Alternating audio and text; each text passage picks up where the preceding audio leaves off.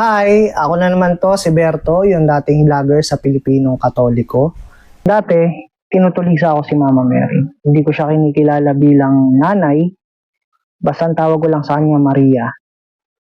Naalala ko nga nun, nag-aaral kasi ako sa public school dati. Sa public school, merong religion class. Siyempre, nagtuturo dyan mga katekista. One time yung katekista namigay ng rosaryo. Ang ginawa ko, tinanggap ko. Kasi namimigay lahat binibigyan. So, tinanggap ko yung binibigay na rosary. Hindi ko naman nagamit yun. Hindi ko natutunang gamitin. Hindi ko na rin naman pinag-aralan. Tapos, habang lumalaki akong born again, ang itinuturo sa amin nun, na kapag meron kang rosaryo sa bahay, meron kang scapular, meron kang Diyos-Diyosan, gateway yun ni Satan para pasukin yung tahanan ninyo at guluhin yung pamilya ninyo. So, yung rosary na binigay sa akin, yung unang-unang rosaryo ko, nasa drawer ko lang. Nung narinig ko yung preaching ngayon ng pastor, sabi ko, ay, may ganito ako sa bahay. So, dapat itapon ko to. Kasi gateway ni Satan nga. So, ang ginawa ko, 12 years old ako noon, itinapon ko sa kanal yung rosaryo. Tapos, nun nang lumipas yung mga panahon, mayroong street mass sa Marikina. Charismatic yung nagpapa-street mass nun. Shout out kay Father Ben Guevara. Siya yung nagmimisa nun, street mass.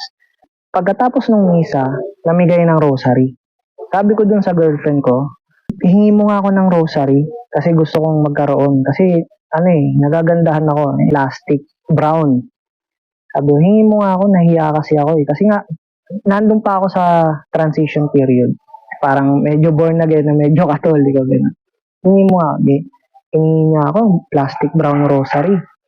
Tapos, nung natanggap ko yung rosaryo, gandang-ganda ako dun sa rosary.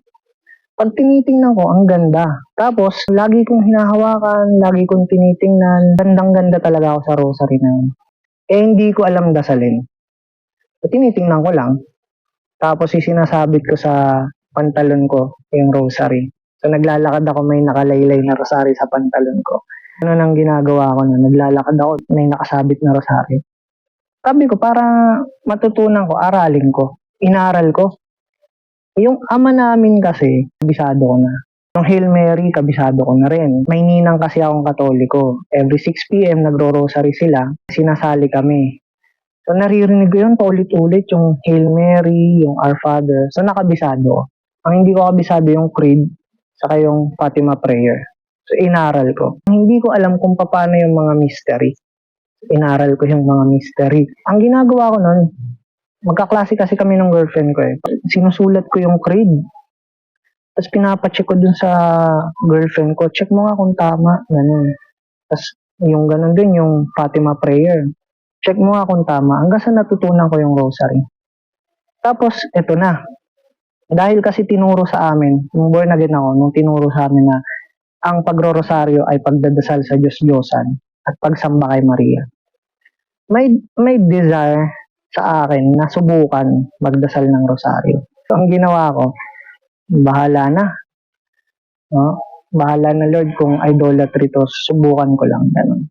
So, nagdasal ako, inawakan ko yung rosary ko, tapos nagdasal ako. The Father, the Son, the Holy Spirit. Ganyan.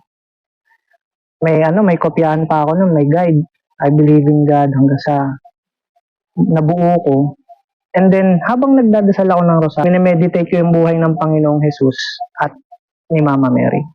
Nung natapos kong dasalin yung rosaryo, ang gaan ng pakiramdam ko. Very peaceful yung heart ko nung after kong dasalin yung rosary. And sabi ko, ganito pala magdasal ng rosaryo na peaceful. So after that, nag-decide ako na maging Marian devotee.